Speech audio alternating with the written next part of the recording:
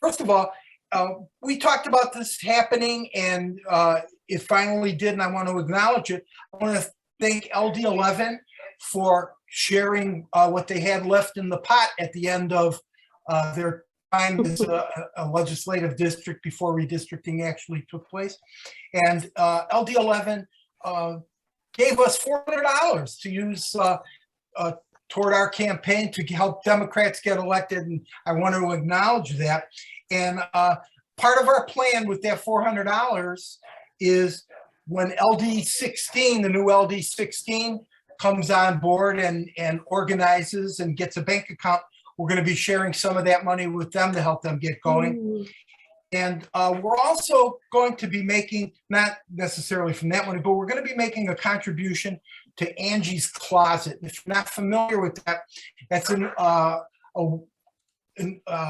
organization that is helping kids in school get school supplies, and raised nearly $700 for this using a bake sale at the Robeson Ranch craft show last Saturday. And so we want to participate. There's going to be a ceremony where we present the money, and it will get publicity and help a good cause. So I just want to let you know about that.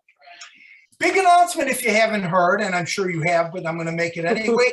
LD16 now has a Senate and a House candidate. Taylor Kirby is running for State Senate. Keith Seaman is running for State House of Representatives. And after some other program items, we're going to give them some time to introduce themselves to you and answer questions if you've got them. I want to make sure you know that this Saturday, again, we're going to be at the Main Street Market in Old Casa Grande, right near Neon Park. We're going to be collecting candidate signatures. Taylor Kirby and Keith Seaman are going to be on hand for a while, so you can meet them in person, shake their hands, sign their petitions. We've got some of the people staffing the table. Thank you for volunteering for that. We're going to do setup at 8:30. It starts at 9 a.m. and runs till 2 p.m. April 9th, we're going to do our highway cleanup, Democrats of Casa Grande highway cleanup. And if you haven't seen the sign that's along Jimmy Kerr, it's up there. It's hard to see, but if you come out on April 9th at 9 a.m. at Jimmy Kerr and Selma Highway, you'll not only see the sign, but you can join us and do a little cleanup along Jimmy Kerr. Noel Reck arranged that, and he has vests for us to wear. And hopefully you'll wear a Casa Grande Democrats t-shirt, and we've got them available. You can contact me for that. It's $20 for a t-shirt, $20 for a hat, but if you buy one of each, it's $35 total. Our April 28th Democrats of Casa Grande meeting right now is going to be scheduled as a Zoom meeting again. The Black Box Theater, the good news is they've expanded their productions and their rehearsals, and they don't have room for us. So I'm looking for suggestions on where we can go. And we were paying $50 per month there. So if we can get something for right around the same price, let me know. Also, you can go to the website and pay Casa Grande Dems membership, $20 a year, a bargain. And all of that, all the money we raise goes to helping get Democrats elected. Now I want to tell you, the good news here in Pinal County is that we have a great opportunity to move the needle and help get Democrats elected, not only in our legislative districts, but statewide offices. Lisa Sainer and Eric Cato are working their buns off, and we're joining right with them to hold events, do all we can to raise Democratic candidate awareness across the county. Robeson Ranch Democrats and us, Democrats of Casa Grande, are coordinating on all we do to raise that awareness. We're canvassing, we're phone calling, we're doing everything we can to make sure. And also Merrill Ranch, who I said, I spoke to their group. They've got a new group that's really energized and getting ready to go. So we've got some really good news about what we're going to be doing in Pinal County. So I want to take just a moment to offer a word of extreme gratitude to the work that Betty Voss has done on behalf of the Democrats of Casa Grande. Behind this, people that aren't behind the scenes are seeing what goes on a daily basis. It's like any other operation. It's the people that you don't always hear from and see that are the ones that do all the work. And my heart goes out in gratitude to you, Betty. Betty has done our newsletter. She did the LD11 newsletter. She does our email blasts. She runs our Zooms. And she's taken some time to step back from all of that.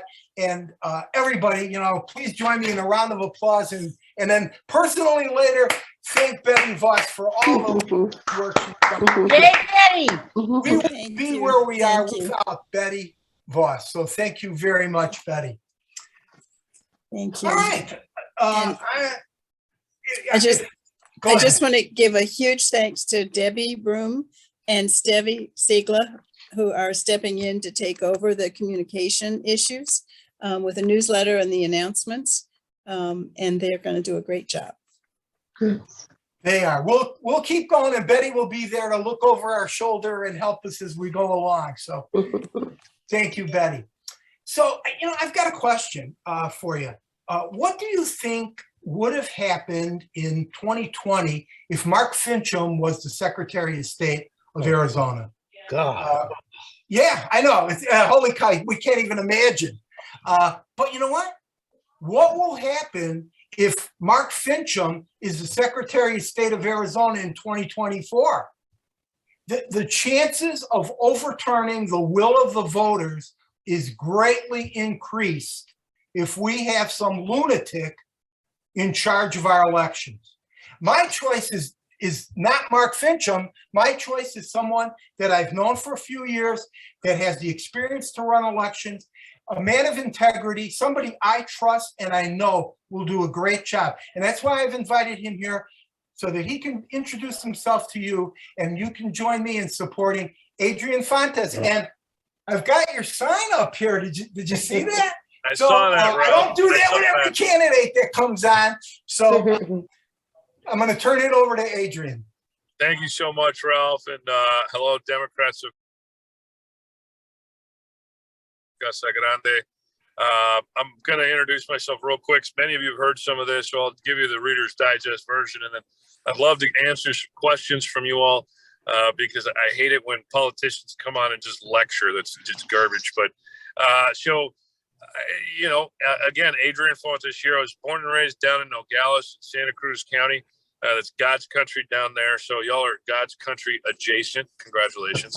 And I'm a graduate of Arizona State University and the University of Denver College of Law.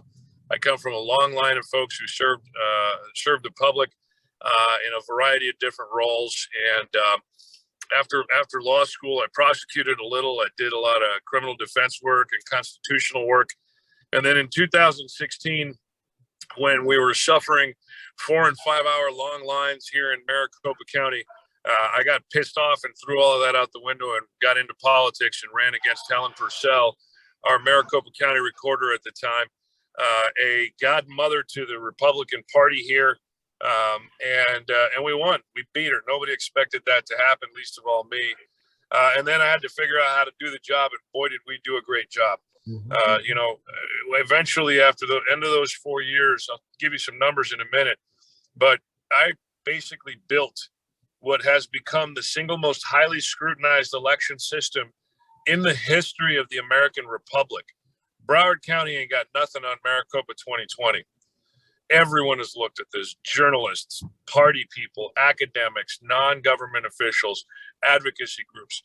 Every policy, every email, everything that we did building this system was analyzed, and not a single problem was had. In fact, just the other day, John Shattuck, former Republican congressman and the special master to the Arizona Senate, came out and said that everything that Maricopa County had been saying all along was absolutely true, and that the accusers were full of it. And I stand completely vindicated because we did a damn good job, and I'm super proud of that. But, we didn't just build an election system. We built a better electorate. Between 2016 and 2020, we opened up voter registration so much that Maricopa County, think of these numbers, went from 2.1 to 2.6 million voters in just 4 years. Think about that growth. 500,000 when we started at 2.1 million. That's a huge percentage increase in just 4 years. We did it because we talked to voters. But better than that, in 2016 to 2020, we saw 600,000 more ballots cast from presidential cycle to presidential cycle. And here's why that's important. Outside of Maricopa County, Joe Biden lost this state by 30,000 votes. Let me repeat that. Outside of Maricopa County, with Flagstaff and Coconino County, with Tucson and Pima County, Yuma County Democrats, everywhere else, Joe Biden lost Arizona by 30,000 votes. He won Maricopa County by 40,000 votes. We had a significant impact. I'm very proud of the work that we did. And I'm so glad, particularly now with Vladimir Putin on the march, that Joe Biden and Kamala Harris are in charge of our federal government. Those are the things that local officials can do. Those are the things that are very important for us to remember. My campaign for Arizona Secretary of State isn't just about me. It's about those two candidates that you now have down in the new LD 16, one in the House and one in the Senate. God willing, and the creek don't rise, you'll figure out a way to knock on every door, call every voter, text them, email them, send them postcards, bake them cookies, put them in T-shirts. I don't care what you do. Get them voting, because that's how we're going to make sure we take that state House and or that state Senate. And kudos to those of you who are running, you two candidates on here. I can't remember if I met some of you there, but when I was down at the Pinal County dinner several months ago, I'm sure I met some of you folks, and I'll tell you what, it was a great time, and I'm sad because I'll never forget that day. It was the day that my former campaign chair and mentor Grant Woods passed away. His wife Marlene is now the chair for my campaign, and I think you all remember that moment that we had there, where Chris Mays, who's a dear old friend of Grant's, and myself shared some grief. It's important that we remember, Arizonans, that this is a whole state and it's for all of us. It's also important that we remember, if we're going to govern like Democrats, we've got to win elections first. And that's why shouting out to those legislative candidates is so important to me. And that's why helping down ballot candidates is going to be so important to me. Now, I know I'm going to have a lot of support in all the corners of the state because I've been around this whole state. I tried the first jury trial in the new courthouse in Tuba City. I tried the last jury trial in the old federal courthouse in Prescott. I was at the Yuma County Historical Society dinner not too long ago, and I'll be down talking to families, military families in Fort Huachuca here pretty soon.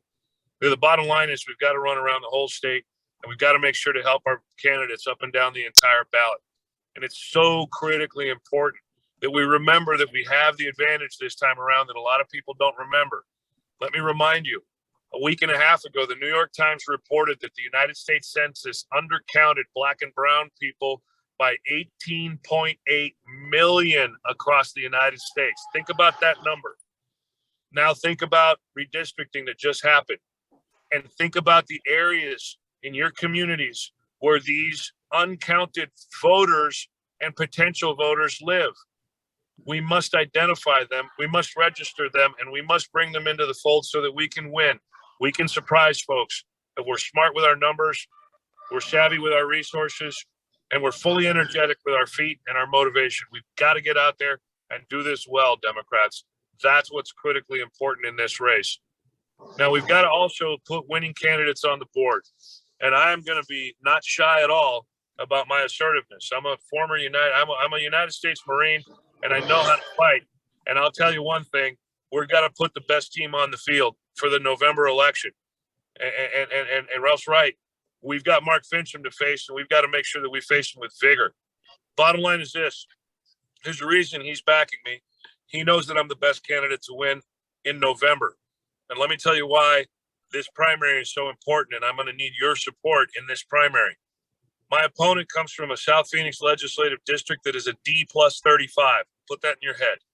D plus 35. You've never heard of such a thing anywhere near Casa Grande, I'll tell you that. I ran in Maricopa County, which at times is an R plus 8, R plus 9. I've never lost to the Republican advantage. In fact, I've beaten the Republican voter registration advantage by 4.5 points every time I've run. My opponent, on the other hand, has come in second place in his D+35 district for the House in 2020 and in 2018 when he barely made the general, and in 2016. And if he can only come in that well in a D+35 district, you've got to wonder how he's going to perform across the entirety of Arizona when we've got to run hard in Kingman. We've got to run hard in Holbrook. We've got to run hard in Winslow. We've got to run hard in Tombstone. We've got to run hard all over the place. And I can, and I will. So I'm doing two things here today. First and foremost, I'm going to let you know that I'm going to help do everything I can to unify Democrats under the banner of common sense, under the banner of making sure that we take care of our people before we take care of our profits. And number two, I'm going to make sure that we fight like hell, because we've got to be assertive in our battles against these folks. Why? Because they are not nice when it comes to what women can do with their bodies. They are not nice when it comes to funding education. They are not nice when it comes to suppressing the vote. There's absolutely no reason why Democrats should be nice to those Republicans out there who would destroy the very fabric of our society, including the confidence we have in each other through the exercise of our elections. Now, that's pretty much the pitch right there. I told you I'd open it up to questions. Ralph, you let me go for too long, daggone it, so you owe me one. But I do appreciate the chance to come talk to you guys. And I've just got a couple minutes before my next one. I'd love to answer some questions. Again, thank you so much, folks. Alex is going to put, oh, there he did, put it in the chat there, the website, electfontes.com. We could still use a few more signatures. Go up to the top, the banner's up there. You can e-qualify signature. Pitch us in something before the end of the quarter, which is the end of this month. Whether it's a $10 or $15 contribution, doesn't matter. Every bit helps. And make sure you take care of your legislative candidates and your county Democratic Party. That only gets a little bit of support from the higher level parties. You guys are the backbone of that. Your membership matters. So send those in. Make sure Ralph's got plenty to share for rent and help Democrats get elected. What kind of questions you got? Put them in the chat. Maybe Ralph will read them for me. Appreciate it. My name is Adrian Fontes, and with your help, I'll be your next Secretary of State. Thank you so much. Thank you, Adrian. Well spoken. And just so everyone knows, you can still show up on Saturday at our event at near Neon Park. We've got Adrian's petitions with us, and then I will connect with Karen to get those petitions back to you so you can file. So anybody have any questions, you can signal me and unmute. And Ralph or yes. Adrian, this is Marty. I want to know why, because I just heard this in the news, but I don't remember which weirdo it was, whether it was Rogers or Townsend, but somebody is trying to investigate the elections yet again. I mean, isn't this like a total waste of taxpayer money? Well, first of all, pick your weirdo. They're all the same, right? So off you go with that one. Second, yes, you're absolutely right. It's a waste of taxpayer money. And a lot of that taxpayer money is going to pay the lawyers. I tell you what, Corey Langhofer and that Kolaski guy, whatever his name is, those guys are making a lot of money on this stuff. And yeah, they're still kicking this thing around because they don't have any policies. I mean, President Biden said this the other day. He looked right into the camera and he says, seriously, what are they for? Not what are they against, but what are they for? What good ideas do they have? What good policies do they have? What do they want to build? They're all about destroying things, tearing things down, and that just ain't going to work. And look, folks, I get it. Being a Democrat in Arizona, it's like, it's rough sometimes, but we've always got to keep fighting. We've always got to keep hope. And these guys are going to keep kicking this ball down the field as much as they can because they've got nothing else. They don't have real policies. Hell, half of them can't read. So look, we're going to make sure 100% that we fight like hell. And let's not, and I think it's a great question, but I would caution against getting caught up in the trivialities and the minutia of their nonsense. Let's fight positive for our folks, right? Let's move the needle forward with our people and not worry so much about their shenanigans right now, because hopefully God willing, and the creek don't rise, this session will be over soon, and we can get down to the business of electing a Democratic legislature. You know, and just to Thank follow you. up on that, Arizona statewide is without a doubt trending in the right direction. In 2018 and 2020, we elected more statewide. We've elected 2 Democratic U.S. senators out of 9 congressional districts. 5 are Democrats.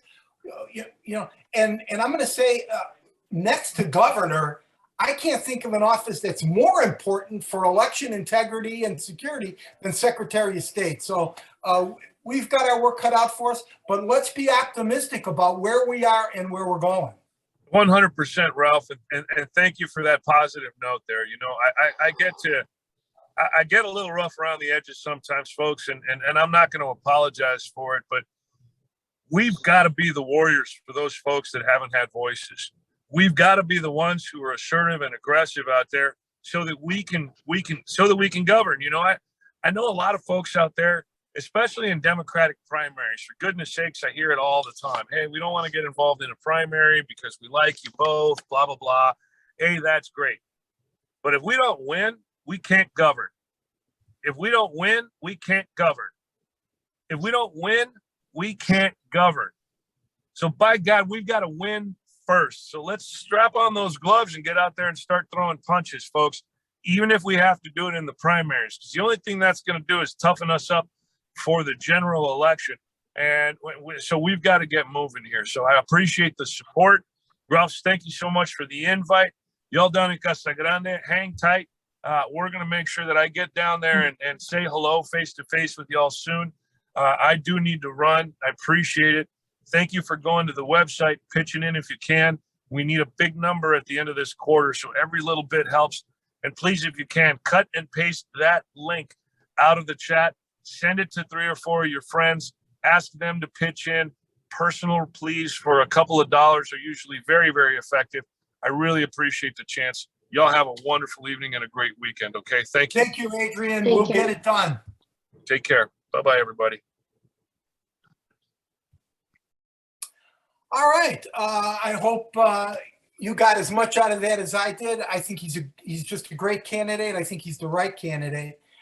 So we're going to get to work. And don't forget, that's the person second in line to the governor if anything happens, as we horribly found out with Jan Brewer. Exactly. Exactly. Janet Napolitano went to the cabinet and Arizona went to the toilet. So the other day, it's a couple of weeks ago, I happened to be driving aimlessly through part of Casa Grande, and I found myself at the right out in front of the main library in Old Casa Grande there. And I saw some tables and little tents and canopies, and I thought, what the heck is going on here? So I pulled over, walked over there, and there were some tables. I think Banner Health had a table and veterans group. And one of the tables was staffed by 2 women, and I saw it said CASA, C-A-S-A, and I had no idea what it was. And so I walked over and started talking, and I just want to read you this little thing from their literature. CASA stands for Court Appointed Special Advocate. CASA volunteers are everyday citizens appointed by a judge to speak up for abused and neglected children in court. CASA volunteers serve as fact finders for the judge by researching the background and circumstances of a child's case.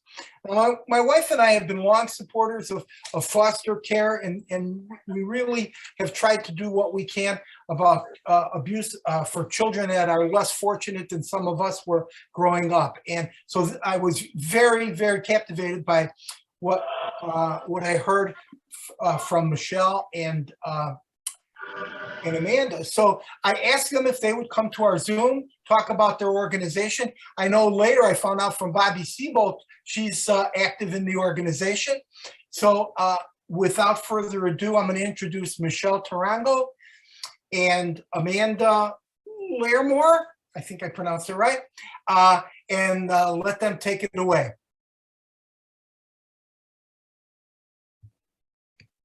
Good evening, everyone. Let's see. Do I already have access to be able to share my screen? Yeah, I just There made we you go. co-host, Michelle. Thank you. Okay, you're set.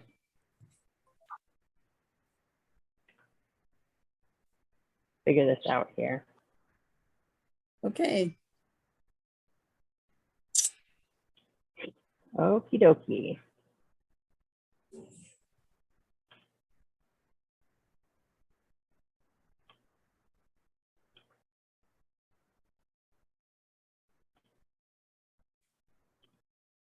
There we go. Okay. So as Ralph said, we met him at an event we were at in Casa Grande with a bunch of different service agencies there. And what's a little different about us is because we are a part of Juvenile Court Services, we're not technically a service agency, but we do service some of, you know, our community's parents and children and all of that. So. There we go. Okay, so like Ralph said, CASA stands for Court Appointed Special Advocate. We are one county amongst 15 that each have our own CASA organizations. We are part of the Superior Court. So a lot of states have actual volunteer CASA organizations, and we are actually funded by the state. So we're thankful for that, so we don't have to go out and beg for money. But the mission of CASA is to advocate for the best interests of abused and neglected children who are involved in the juvenile court system. We promote and support community-based volunteers. Our CASAs are certified by the Arizona Supreme Court, and our CASAs provide quality advocacy to help assure each child a safe and permanent nurturing home. So how CASA came to be is in 1977. I'm sorry if you hear my dog. I'm like, Judge Sukup created the court-appointed special advocate, a volunteer to ensure that the child's best interest could be consistently presented to the court. And so in 1982, Pima County established the first CASA program in the state of Arizona. And then in 1987, the Arizona Supreme Court formally established the CASA program under the court's jurisdiction. Again, that matters because we don't have to go out and beg for money for funding. And then in 1989, Pinal County Superior Court established our CASA program through Juvenile Court Services. And I guess I should have from the beginning tell you a little bit about myself, and then Amanda can tell you about herself. Amanda's been with the program much longer. Bobby knows Amanda real well, and Amanda knows Bobby real well. I've worked with CASA now for about 1.5 years. I'm a retired law enforcement officer from Eloy Police Department. I worked there 24 years. And then I'm also a former foster child from my teen years. And I actually was in foster care here in Pinal County. So I have a little bit of experience. I'm a bit older now, but I remember it vividly at times. So go ahead, Amanda, if you want to introduce yourself.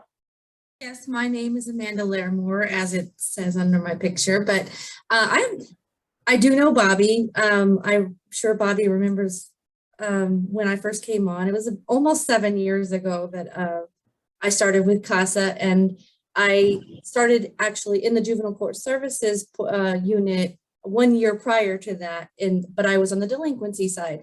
And I got to know Donna McBride, who's our supervisor, and Pam Burke, who was, to me, is CASA of Pinal County. And I just knew that I needed to be a part of it. So 1 year after I started with the county, I got into the CASA program as an admin assistant, and that's all she wrote. So just recently, October of last year, I promoted from admin assistant to CASA coordinator, which has been amazing.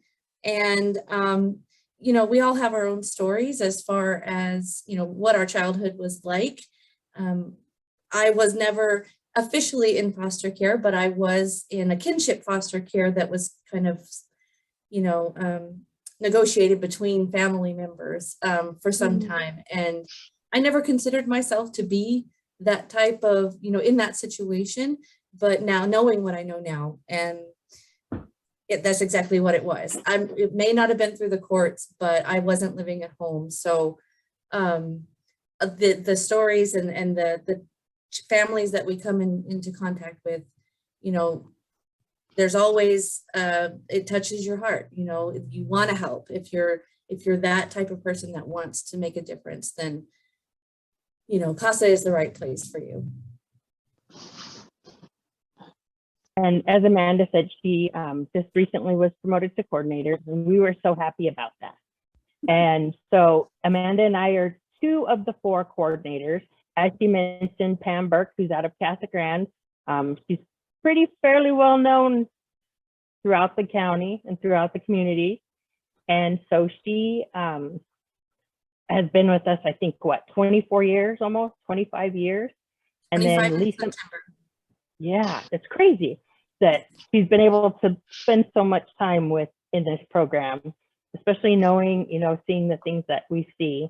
And then Lisa Madrid Schleicher came on the same time I did, and she comes from DCYF, basically in New Mexico, and then she also ran a CASA program in New Mexico. So we are the 4 coordinators, and as Bobby and Pam has worked together forever, and we're each assigned CASAs from throughout the county. But in our history of our program is in 1991, legislation was passed that established the CASA program as a statutorily mandated program with a specified funding source, because we all need funding, especially from the government. But our funding comes from 30% of unclaimed lottery prize revenues. So basically, if you have any lottery tickets that you have not claimed your winnings on, that goes to the state, and then it gets dispersed among us. And so if you ever win that $1 million ticket, you know, we would love it if you would just not claim it. But anyway, but in 1994, CASA programs were established in each of Arizona's 15 counties. Since this time, CASA volunteers throughout the state of Arizona have served about 25,000 children. And in 2021, today, we have about 948 CASA programs within the National CASA Network. It's a nationwide network, and we have about 97,000 volunteers.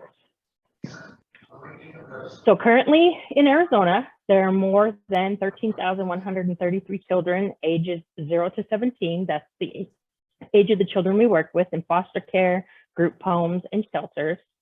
And then we have about 1,200 CASA volunteers throughout the state of Arizona serving. Right now, they're assigned to about 2,010 children. So as you can see, but not every child can use a CASA. Sometimes the cases are going well through the court system and everything's working well. It would be nice if we had a CASA for every single child. But as you can see, there's a big difference between what we are currently serving and those 13,000 children that are in care. And so CASA of Pinal County, we currently have 70 CASAs with that are currently assigned to 57. Actually, 57 CASAs of those 70 are actively assigned to cases. Some of the other ones that are not active may have just come off of a case and need a break, or you know, they do outreach for us. They do a slew of different things. But that those 57 are working 60 cases with 81 children. And in Pinal County alone, we have about 616 open dependency cases, and we have about 937 children in care who do not have a CASA to be their voice.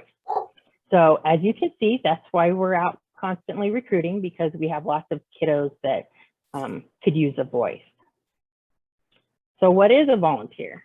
Basically, they're an everyday member of the community who's appointed by the Superior Court to represent the best interests of abused and neglected children during a dependency case.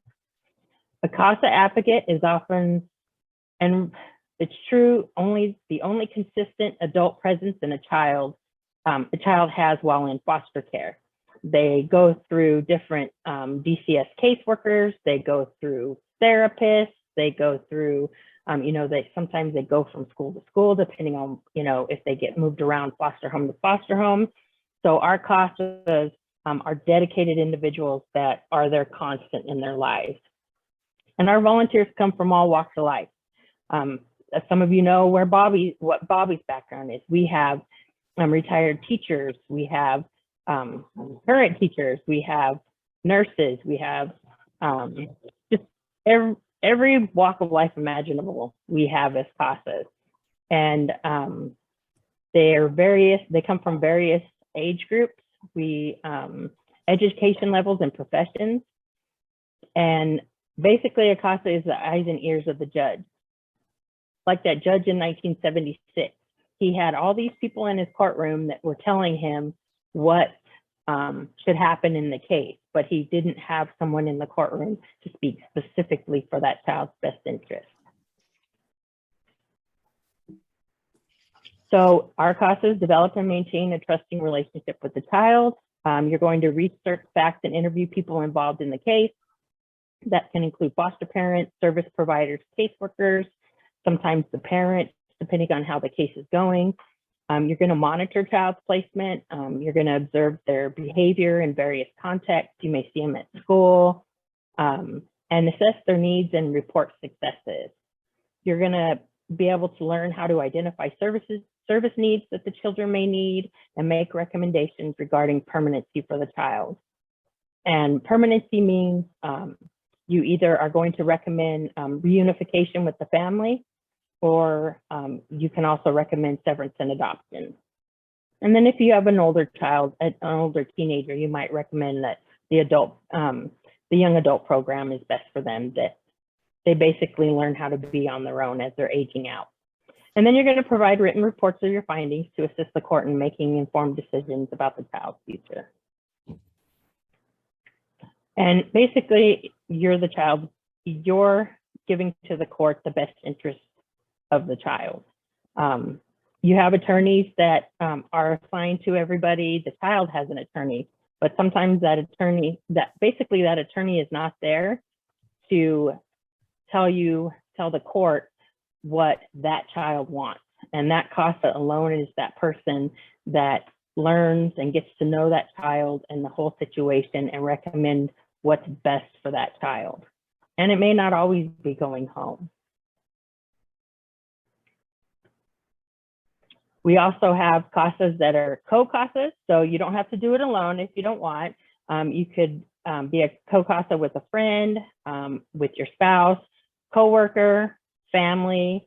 You can share a case together, advocate together, and like Bobby, she's a winter visitor, so at times she goes back to another state, and so sometimes, depending on the case, we may assign a co-CASA to the case to help keep an eye on the kiddo while she's back home.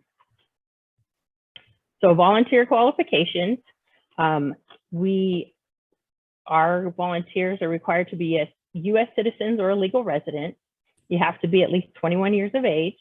You have to be able to pass the background check with a successful outcome, including, because we do your fingerprints with the FBI, the Department of Public Safety, motor vehicle records, and that's if you're going to drive a child anywhere. You may take them to lunch or dinner. And then Guardian. Guardian is the Department of Child Safety's system that they check basically when someone applies to be a CASA, the state checks to make sure that you yourself are not involved in any dependency cases. We just need to make sure our kiddos are safe. We do give our CASA volunteers polygraph examinations. And I'll tell you, as a former law enforcement officer, a polygraph's never easy just because, there's a purpose for it. But we don't delve into what you did when you were 10 or 15 years old. We want to know that when we do an interview with you, that what you've told us is the truth. So, and then we just require you to be recertified every 4 years. And excuse me. And we ask that our volunteers dedicate approximately 15 to 20 hours a month to get to know the child and advocate for that child. And basically training is 30 hours up front. That's pre-service training.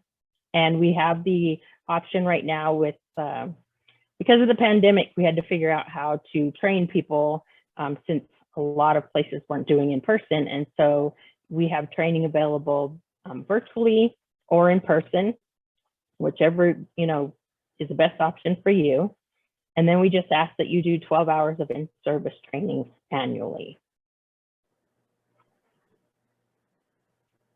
And regarding our kiddos, go ahead.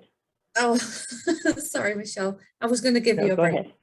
but Yeah, please. you know, I'm some gonna of the cough. benefits of being a CASA.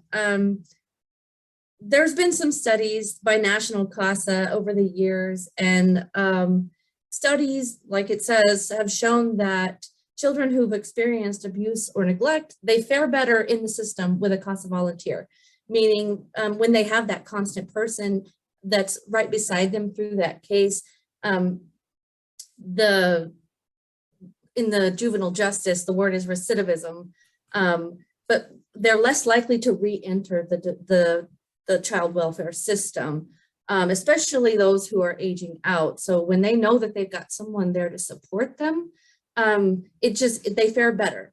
And you know, it can be a lonely journey, especially when you're being moved around a lot and you don't feel like anyone is listening to you. Other studies have shown that they're more likely to find a safe and permanent home. And that's because the CASA volunteer is watching and paying attention to, you know, one of the recommendations could be that the place that this child is living now, their current placement is not right for them, or maybe things aren't going the way they should. Or maybe there's even further trauma happening at where they're currently placed. And so a CASA volunteer could recommend that they find other placement for this child because that's what's best for them. The CASA can also help find additional placement if they know of, sorry, I had to put the chat down because I can't read any further. CASA children are also more likely to succeed in school. That goes along with that support. CASAs can recommend that children need educational services. You know, maybe they're falling behind on their grades, and a lot of our CASAs who are former teachers would actually be more in tune with that. They're like, okay, maybe we need to look at an individualized education plan for this child, or maybe they can identify some learning disabilities that haven't been addressed. And kids that have a CASA are half as likely to re-enter the foster care system, like I said before. And I think that just goes along with that support. We do have some CASAs, and I think Bobby is one of them, who stay in touch with their CASA children after they've been either reunified with their family or adopted by a new family or gone into a guardianship. You know, you build a relationship with that child, and it's something that some of our CASAs like to keep, and it's always a benefit to have that support growing up. So now we're going to show you a video. You got to tell me that it's working. And it So never works the way we need it to. There's no sound.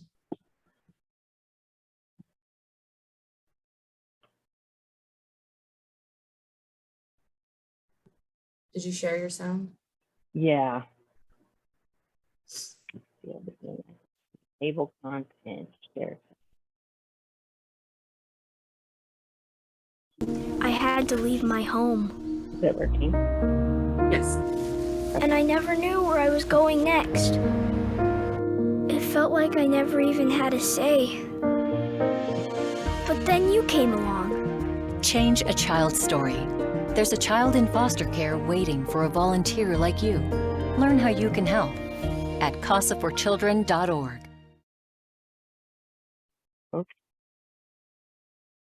So just a few statistics about Pinal County CASA. We have about an 86% female ratio to about 14% male. We're looking for volunteers, period, but we want our CASA to reflect the obviously it would be great if they would reflect the community as a whole, and then the children that are in care. And then we have 52% of our children that we're currently serving are girls, and then 48% are male. And then our volunteer age, 7% are between 21 and 30 years of age, 16% 31 to 45. We have 22% 46 to 55, and then we have 55% are 56 plus. And then as CASA as a whole in Arizona, this just kind of tells you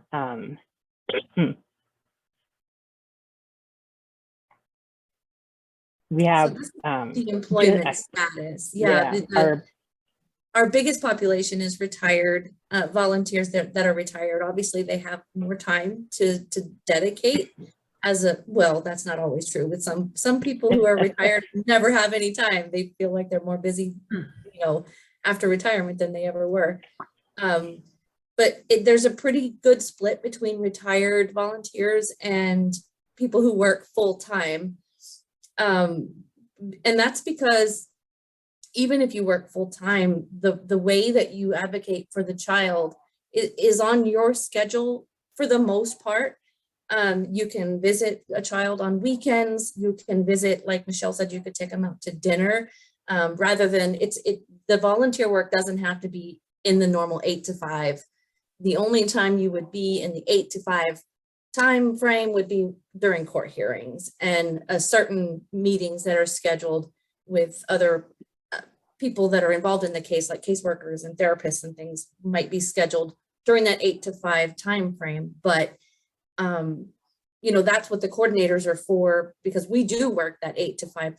So if a volunteer cannot make something, if they work full-time or part-time, or maybe they're on vacation or something, the coordinators are capable of stepping in and covering for our CASAs that can't be there. So that's the end of our presentation. If you have any questions right now, we are more than willing to answer them. You can check us out online at casaofpinalcounty.org. You can apply online, because everything is now basically online.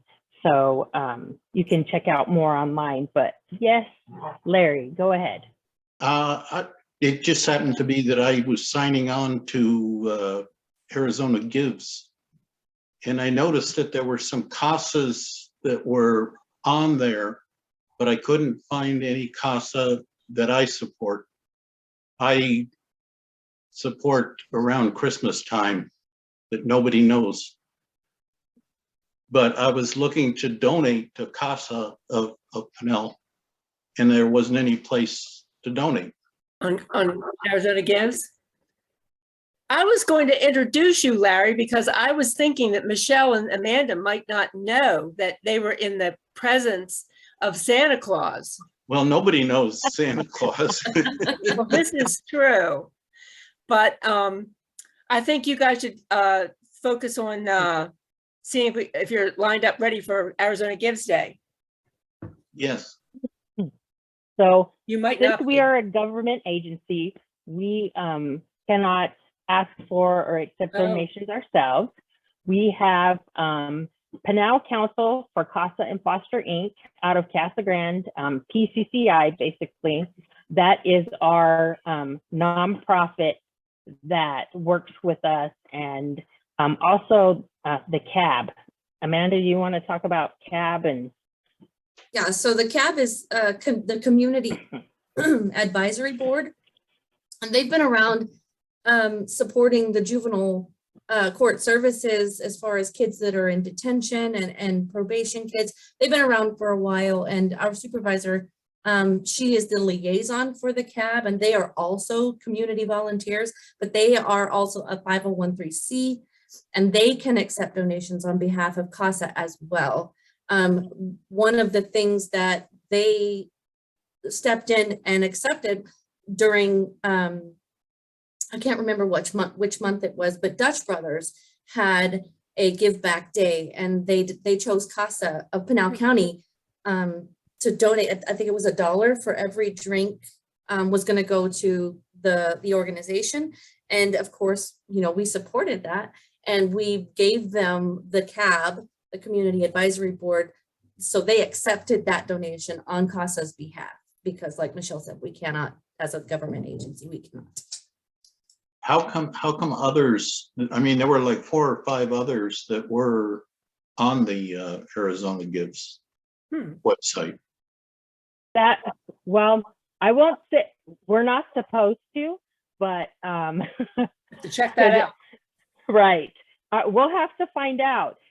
Like Voices is Maricopa County's nonprofit, and they do a lot of outreach for Maricopa County themselves. I don't know the name of Pima counties, but PCCI, again, they support CASA and foster children. And then the CAB actually does juvenile court services. And both of them, they do a movie night, a movie day, and that's usually right before school starts. And so they provide backpacks and school supplies and a free movie to all the kiddos. And they usually do Santa Claus, a Christmas program. It's been a little modified the last couple of years because of COVID. But hopefully, I'm hoping this year everything will get back to normal. But even the CAB, there have been different organizations. Our CASAs spend their own money and their own time and dedicate that to these kiddos that are in care. And so we've been able to, through different fundraisers, especially with the CAB, buy gift cards for our CASAs. You know, they also, PCCI donates $50 gas cards to so many of our CASAs. Whoever gets their contact notes in the dashboard on time, they get drawn for $50 gas cards. We also provide gift cards to, say, you know, depending on what age kiddo you want to work. We work, again, all the way from 0 to 17 years of age. You get to pick what age you want to work with. So we don't force the case on you. We'll provide different cases to you for you to look at, and you decide what case you think works best for you.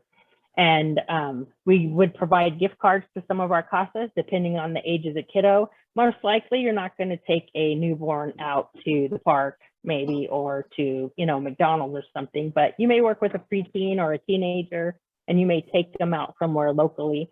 And so we try to provide gift cards so that doesn't all come out. We don't want our CASAs to go broke doing this, because it is on, you know, they're very generous people, but we try, that's where sometimes a lot of our funding goes. It goes to help support the CASAs to support the kids. But you can find, I know PCCI is out of Casa Grande. They're, you know, it's for our whole program in the county, but they're out of Casa Grande, and we can send you the information on them.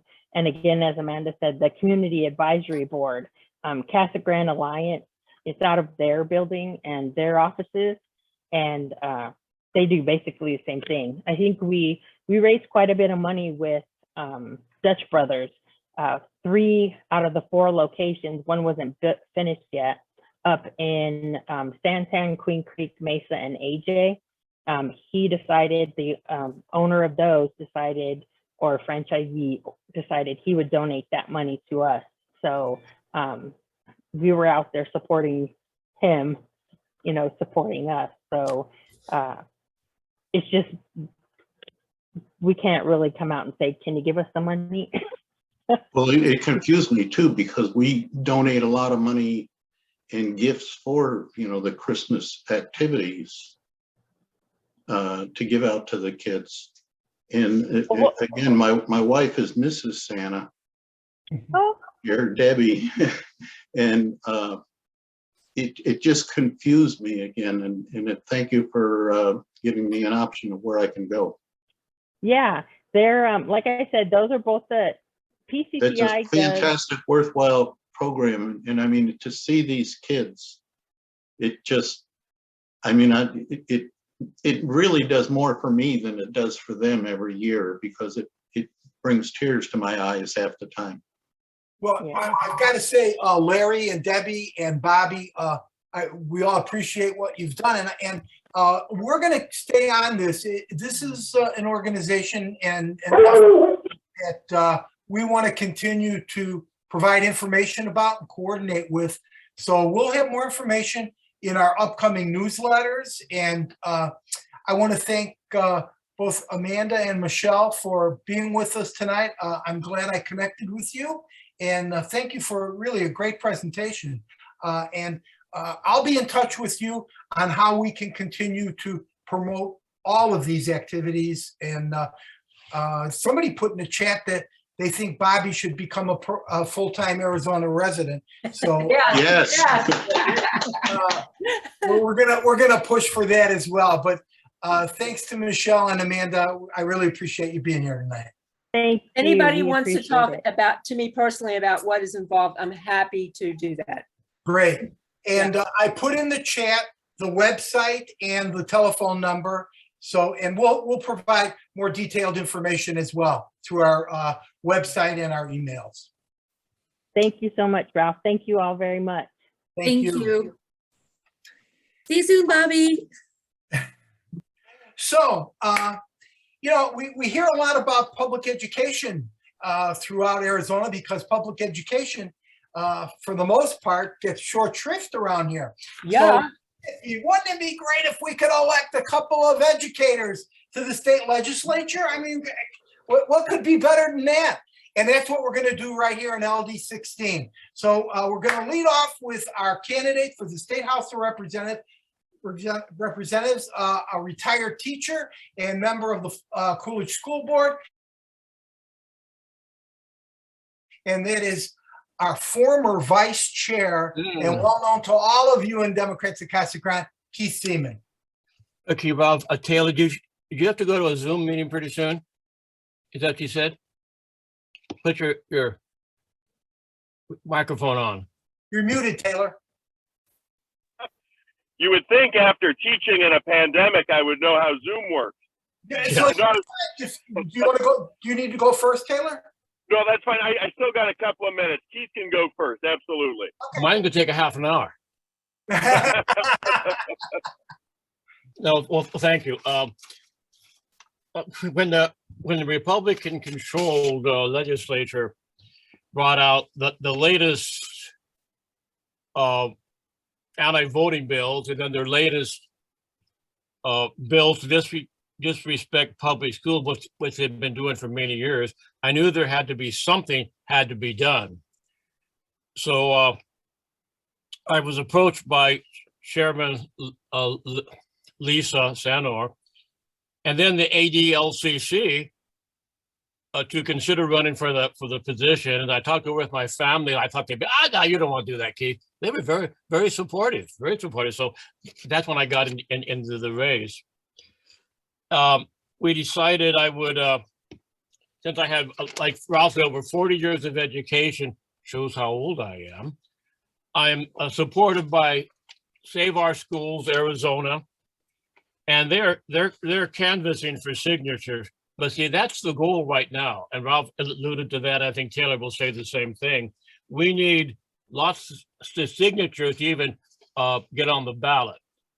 I'm probably halfway. Taylor's probably about the same. Need about 600 plus signatures to make sure it covers all the invalid signatures that snuck in there.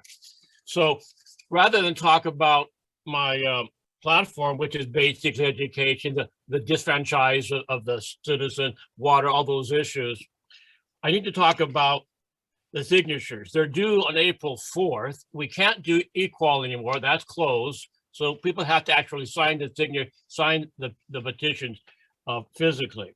So if you haven't done that, please do that. Ralph will have my petition as well as Taylor on Saturday morning. We're both going, I assume, to Maricopa on Saturday. Taylor has set up a canvas on Friday, all day Friday and Sunday to get signature, because that's the biggest thing right now. So if you haven't done it, please come to the table on Saturday, or I'm willing to go to your house.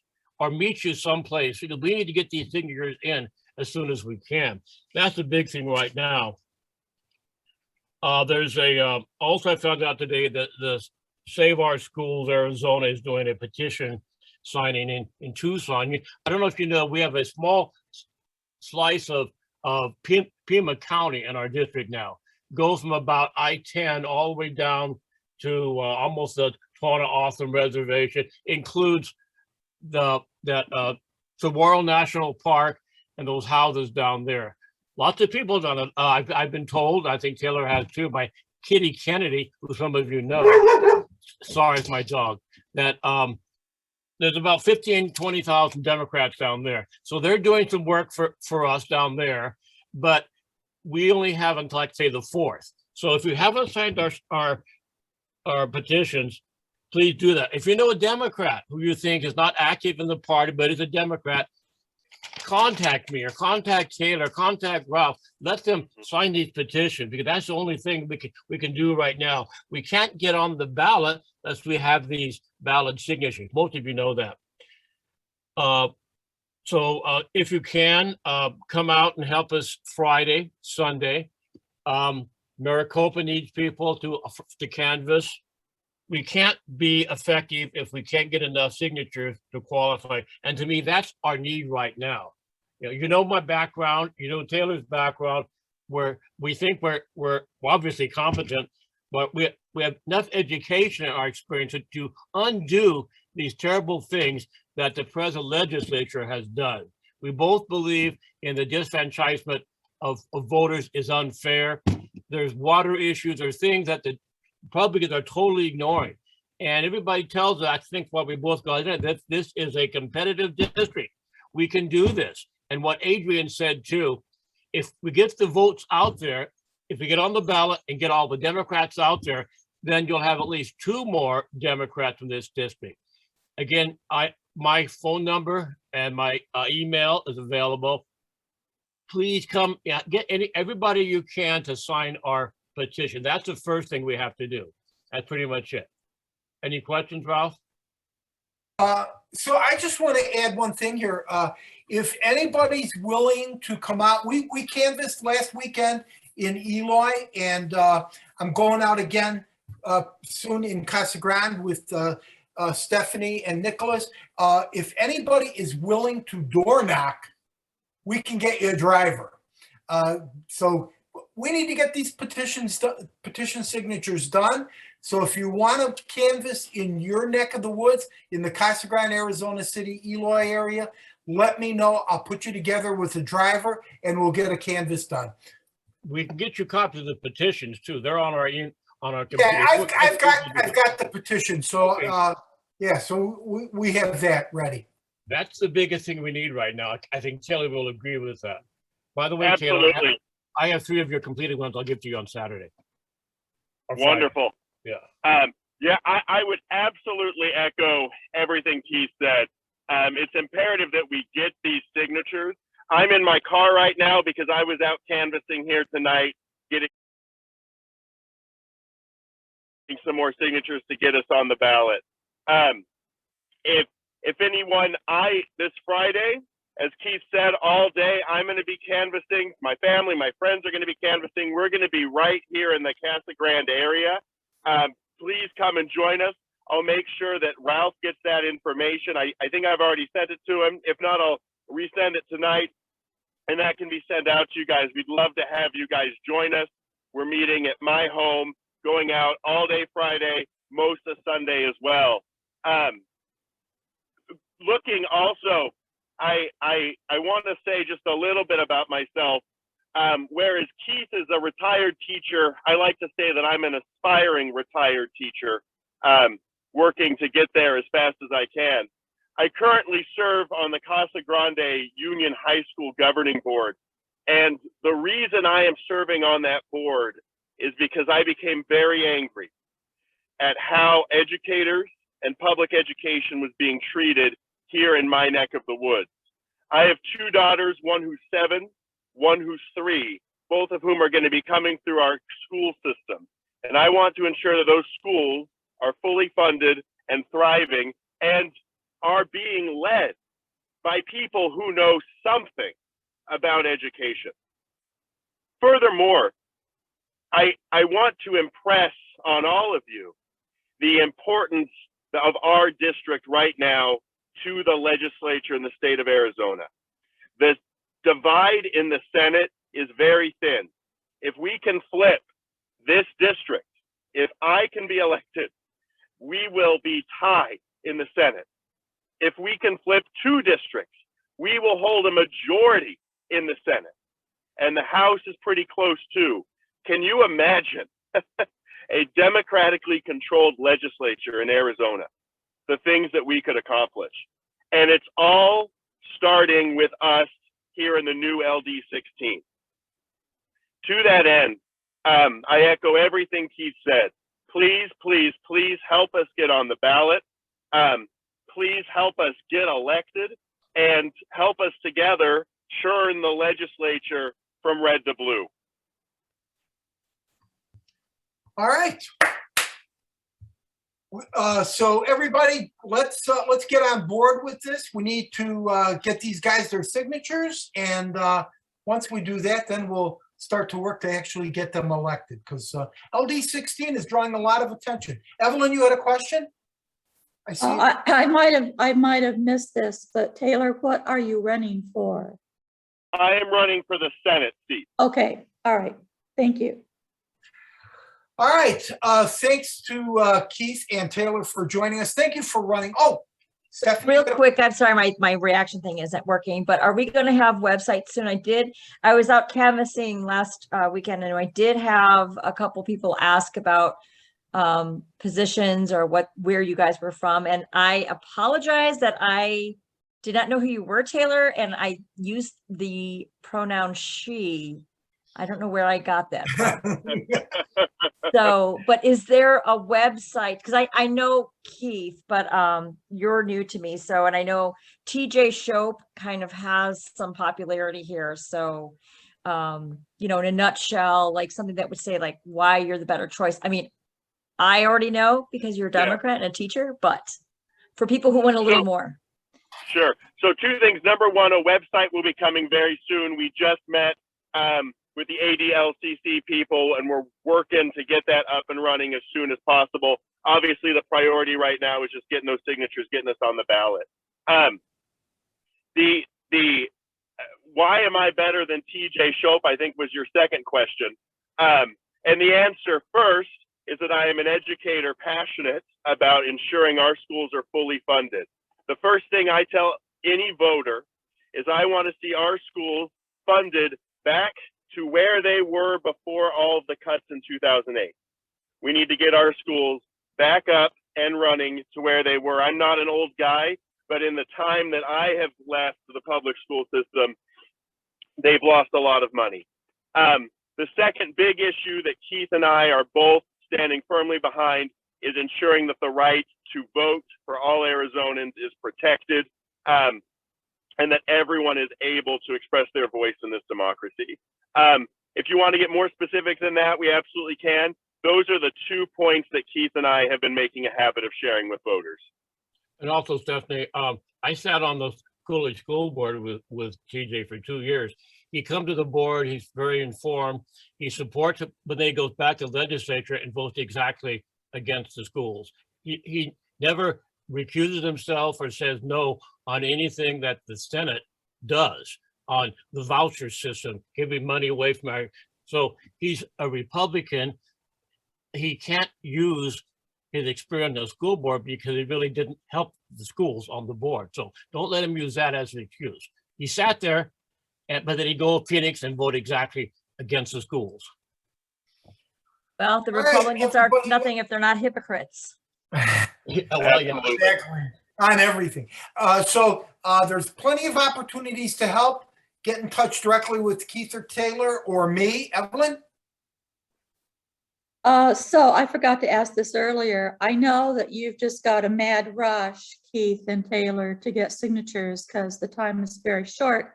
But have either of you thought about how you're running, whether as a clean elections candidate or as a traditionally funded candidate? They were both too late to qualify to apply for clean elections, so they are Oh, okay. running for So additional. that's a good point. So We we could use will money be- too. Yeah. Yeah, we will Yes, be. yes, talking don't about forget that. to ask for money. Yep, we will be talking about that and helping to get that going as well. There's already some work coordinating with the Robeson Ranch Democrats and our organization, Democrats of Casa Grande, to get some fundraising efforts going. Once we get on the ballot, that's the thing we're concentrating on now. Right. Absolutely. I'm to that end, I'm actually going to need to leave here in just a second. I have another meeting with the ADLCC people about fundraising, actually. So before I leave, though, I just wanted to say thank you to everybody for your support. And I just wanted to reiterate one more time the importance of my race and of Keith's race to the legislature and to the Democratic control of that legislature. So thank you guys for everything you're doing. Thank you for your support. And I'm excited to go and work with all of you to go get them. All right, thanks, Taylor. And I hope while you were in your car, you weren't actually driving while you were talking to us. Ralph, I would never. No, right. So one last mention that I want to make is that if you didn't see it in today's Casa Grande Dispatch, there is a new to me, new candidate for the Casa Grande City Council that has announced. His name is Anthony Edwards. I invited him to be here tonight, but he's on another, has another engagement. So we'll be connecting with him. And while it's a nonpartisan race, his party affiliation is such that we will be doing all we can to help him get elected. So his name is Anthony Edwards. There's an article in today's Casa Grande Dispatch if you can get online or get a hard copy of that. But we'll be connecting with him as well. Again, if you have any ideas about where we can find a venue that's reasonably priced, centrally located, and enough people can fit in, let me know. Bobby? Have you talked to the Casa Grande Alliance? No. Because they have a meeting, they have a like a sitting area where the Zonta sisters meet, which will take maybe 12, 15 people, but then they have a room behind that. It's the old elementary school district building, the one that's on No. here. No, it's on Peart and McMurray and across from the alternative high school. Across the All street. right. Well, if you can send me some contact information. It's Bob Sjogren. Didn't you know Bob Sjogren? I don't. Oh. But if you can send me some contact information, I'll look into it for sure. Okay. And anyone else that has any ideas, let me know. We want to start meeting in person unless this new variant puts the kibosh on that as well. Our next meeting is April 28th. As of right now, it's scheduled to be on Zoom. Also, email me, text me, knock on my door, tap me on the shoulder. Give me a suggestion for who you'd like to see as a guest speaker. Right now, we don't have anyone lined up. We've got plenty of time to get somebody, so give me a suggestion. And unless somebody else has any pressing business, Bobby? I'm sorry. Are you going to continue to have Zoom, the meetings on Zoom as well as in person, or just go to in person? Well, that's a technical question that's above my pay grade. And we've got tech people who have started looking into the possibility of that. It's not something that's easy to do, but if it's possible, we certainly will do it. Well, maybe we could take a real quick, how many people would go on a Zoom meeting as opposed to in person? Well, if we can't do it in person, we'd all do Zoom. We're all here. So, maybe the other way is how many people would rather do in person than Zoom if we can? Just me? Oh, there's hands. Okay, so we'll try to get a hybrid if we can and see what we can do. As of right now, April 28th is scheduled to be Zoom. If we'll get the word out if we can. We need people and Canvas. Please show up Saturday at our table. Somebody else had a question? Yes, Ralph, this is Marty. Yep. Do you have an update on Tom O'Halloran's condition? Mild symptoms. He should be back to full duty he might be already today. I thought Joanna Mendoza was going to be with us tonight, but as far as I heard yesterday afternoon, he's well on the way to full recovery. Good, thanks. And Marty, will you be at our table Saturday for Healthcare Rising? I'll be in California. Okay, I've got one of your petitions, so we'll push that. Thank you so much. I gave some information to Roger, and I don't know if he's been planning on being there, but I gave him petitions and some literature on it, and even like a little poster. Okay, good. We also have the Stop Dirty Money and the one that is to stop them from putting an end to people being kicked off the so-called, used to be permanent early voter list. So come on out and join us on Saturday. Ralph, petitions for me. Is the, oh, Marty, we've got you. So the city council, are they still collecting signatures as well? They are. So Anthony, I invited Anthony Edwards to be at our table on Saturday because he is collecting signatures. Okay, and then have we had contact with Devin? Who's Devin? Running? She's Not from, Devin, no. she's from, I think her name is Devin. She's from Rays. She's also running. Do you want me to reach out to her? Yeah, please do. Okay. If she's a Democrat and running in a nonpartisan race and looking for help with signatures, we'd be glad to help. I'm kind of thinking she is if she's from Rays. We can look her up on the van if you have her. She is your rural Arizona. So if you could get either me or Debbie her exact name and where she lives. Okay. We can check that. Awesome. Bobby? I'm sorry. I wanted to tell you that Michelle Tarango, who gave your presentation tonight, is running for the city council in Eloy. And I do not know her, that's a nonpartisan position. And I know she could not say anything as an employee when she was making the presentation tonight. And I do not know what her registration is. All right, well, we'll check into it. And as a matter of fact, we're going to be putting together in our subdivision here at Grand Valley Ranch, we are putting together an event at our clubhouse for city council candidates that we support. So I'm going to call her. I have not had a chance to talk to her about that topic. So we can find out without asking her directly. Okay. Anybody else? Thanks for being here. I think it was a great meeting. A lot of good information.